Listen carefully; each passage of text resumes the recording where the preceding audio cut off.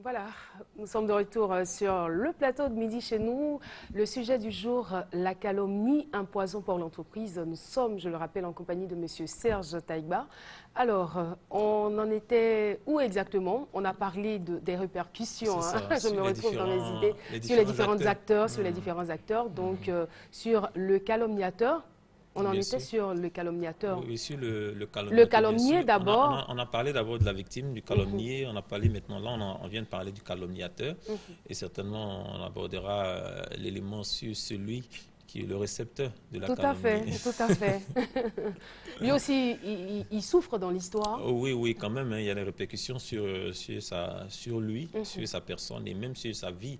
Et je dirais sur sa relation aussi avec les autres. mhm, Voilà, parce que quand on vous donne des informations, c'est vrai que vous pouvez avoir suffisamment de sagesse pour pouvoir bien traiter les informations, mhm.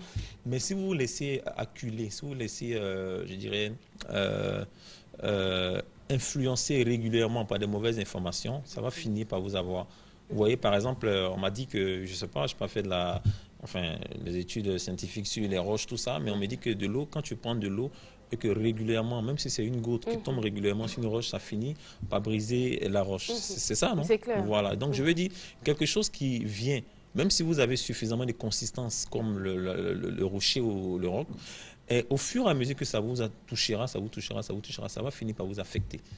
Donc, il faut éviter ces personnes-là. Quand les personnes viennent vers vous et commencent à parler mal des autres, il faut leur dire mhm, non, ça suffit, hein. Je pense mhm. que c'est pas important, c'est pas quelque chose qui est Mais ce que je utile. retiens aussi, quand vous êtes en train de parler, je vois aussi, il y a des façons très subtiles, hein, Mhm, de calomnier. On ne vient pas directement oui. dénigrer la personne. Mhm. Peut-être au hasard, comme ça, on donne une Une information sur information la personne. de façon très subtile. Oui, effectivement, ça arrive. Ça Ça arrive. peut être au cours d'une réunion, ça peut Mhm, être au cours d'une petite causerie. mhm, Est-ce que tu sais que, ou bien, par exemple, vous êtes en plein dans votre causerie oui. et vous envoyez une information, sachant très bien que l'information va nuire à la À la personne que vous personne. avez en face de vous et à Oui. la personne de qui C'est ça. vous parlez. Effectivement, Mhm, effectivement. Et souvent, certaines personnes utilisent ces méthodes. mhm. C'est tellement que s'il est dans un milieu où il sent qu'il ne veut pas passer pour un calomniateur parce qu'il sait que c'est pas Justement, bien vu, donc il va utiliser certainement cette méthode-là. ou Mais sous forme de questions, hein. voilà pourquoi pas. On peut le Sous faire sous forme de forme de questions du questions. genre il paraît que Mhm, j'ai appris telle chose. mhm, Ou bien il semble que voilà, telle personne a fait ceci, mhm. a fait cela. Et ça ouvre le débat et après, bon, ça va dans tous les sens. Alors, lorsque vous recevez comme ça une information, je veux dire, peut-être vous allez vous dire non, moi en tout cas, les ragots, les calomnies, je n'en prends pas du tout compte. Mhm. Mais dès que la personne citée pose un acte allant dans ce sens, tout de suite, hein, Ah, ça revient, tout de suite ça revient, on se oui. dit, ah mais c'est qu'il a Ah, vraiment fait ce ou c'est qu'il a qu'elle a vraiment vraiment fait, fait. voilà. Et Mhm, c'est très nuisible en tout cas. Et donc, il y a un effet en tout cas sur mhm, celui qui reçoit. Et donc, s'il ne fait pas attention, ça va changer sa manière de voir les autres. Et naturellement, ça va affecter la relation qu'il aura avec mhm, les autres. mhm. Vous voyez, donc, Et les personnes publiques en souffrent énormément oui, parce que victimes à maintes reprises de oui, diffamation, oui, on n'a pas l'information, on n'a pas vérifié l'information, mais on se permet de la divulguer, c'est mais ça. là, à une grande échelle. Oui, Et on ne se rend même pas compte de l'impact, de la répercussion que cela pourrait avoir. On ne se rend pas compte ou on ne se pose pas la question de savoir mais que va penser sa famille, que va penser sa belle mhm, famille mhm. et elle-même, est-ce qu'elle va se sentir bien? On ne mesure pas ces Ouais. choses-là et on lance On les lance l'information. informations comme on le veut. Oui, et je pense que, merci hein, de le dire, parce Mhm, que effectivement, ça nuit à la vie de beaucoup de personnes, ça mhm, crée même des soucis dans certains couples, dans certaines familles, et il faut faire attention mhm, à ce qu'on dit sur les autres. Et puis, je pense que l'une des raisons que je n'ai pas citées, c'est vraiment aussi un élément qui est poussé par la méchanceté. la méchanceté. Oui, je pense que la méchanceté aussi souvent est à la base. Il y a des personnes qui sont foncièrement méchantes. Mhm, Et nuire aux autres, c'est vraiment quelque chose qui les anime beaucoup. mhm, Vous voyez, donc il faut faire attention. Il y a des personnes qui ont vraiment la méchanceté dans leur cœur mhm, et quand ils voient les autres souvent réussir ou bien quand ils voient des personnes qui excellent, mhm, ça les dérange. Vous voyez, ça se manifeste souvent par une forme de jalousie, tout ça. Mais ça peut être la méchanceté aussi. Ça peut être vraiment une méchanceté foncière, quoi. mhm. D'accord. Alors là, on se rend compte que les conséquences sont graves. Mhm. Qu'est-ce qu'il y a lieu de faire lorsqu'on est calomnié? Mhm. Ben, lorsqu'on les calomnie, déjà, ça dépend. Ça dépend si on le sait. On peut ne pas savoir aussi. Hein. Voilà. Maintenant, si on apprend, je pense que... J'ai lu, par exemple, quelque part, un courrier d'une dame qui a été calomniée par ses collaborateurs. Un courrier qui a circulé dans tout le réseau et qui est même parvenu à son directeur général, la traitant de prostituée. Qu'elle exerçait une activité de prostitution au sein de l'entreprise. Elle invitait ses collaborateurs moyennant de l'argent. Voilà. Et le courrier est parti, les gens ont balancé, les gens ont balancé. Et lorsqu'elle a fait ses enquêtes, elle s'est rendue compte, en effet, que ce n'était même pas l'œuvre d'un individu, mais que c'était l'œuvre d'un groupe. Et je me dis, qu'est-ce qu'on recherche? À se mettre ensemble et formater un tel scénario, un tel fait. Franchement, ça fait peur. Oui, c'est méchant. C'est vraiment méchant. C'est juste la méchanceté. Hein, oui, c'est de la méchanceté. Ah, peut-être que ce que vous dites là, ça peut être un cas avéré. Hein. Ça peut être un fait vérifié. C'est quelqu'un qui demandait de l'aide. Voilà, c'est possible. C'est-à-dire que c'est un fait qui est arrivé. Mais le problème, c'est que les autres n'ont pas su gérer ça.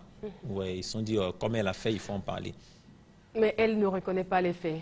Elle ne reconnaît pas les faits.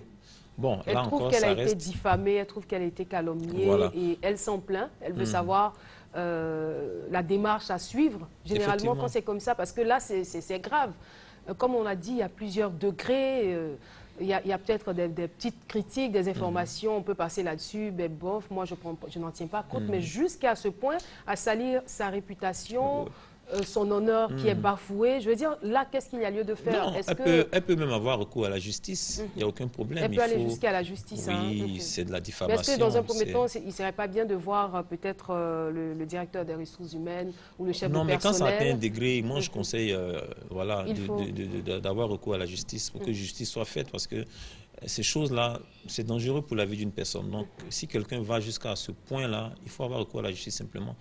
Porter une plainte pour dire voilà ce que j'ai subi et voilà, je réclame justice.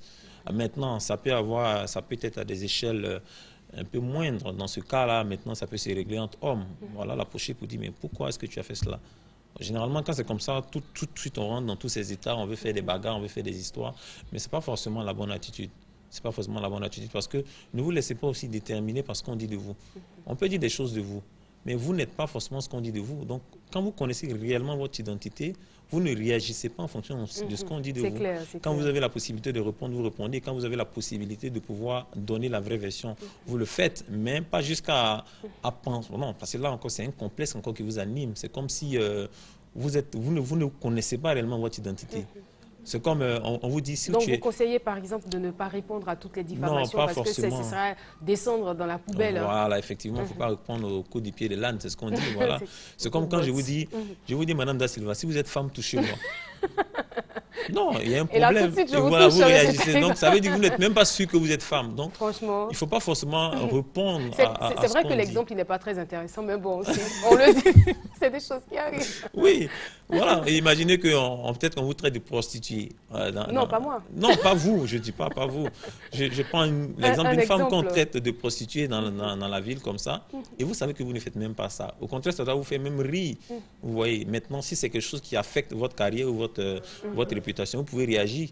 Comme je dis, vous pouvez porter plainte, il n'y a pas de problème pour pouvoir obtenir justice. Mais pas jusqu'à vous défouler, aller faire des histoires avec ces personnes-là. Non, ce serait trop vous rabaisser. Voilà.